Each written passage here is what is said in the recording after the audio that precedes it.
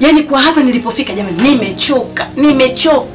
Na mimi pia binadamu hivyo. Na mimi ananifika yani ananiumiza sio siri. Hivi naomba nikuulize swali. Ina maana mimi peke yangu ndio sina kizazi. Peke yangu mimi sina kizazi. Wewe unajuaje na yeye kama wewe sio mzima? Nyumba nzima kila mtu akipita. Wewe kapitia huko nyingo ile mimi tasa.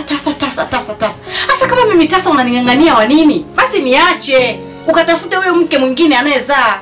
Ina maana unafikiri mimi sipendi kuitwa mama mimi? Au mimi sipendi kuona wenzangu wana watoto huko nje? Bwana nibadilishie mada. Nikubadilishie mada ili iwe. Kwa hiyo mimi ndo nimtukane mama yako, ndio alivyokuambia, si ndio? Ila yeye hajasema kama mimi na yeye amenitukana. Kwa amedanganya. Mama yako kwa hiyo hawezi kuongopa. Hawezi kuongopa?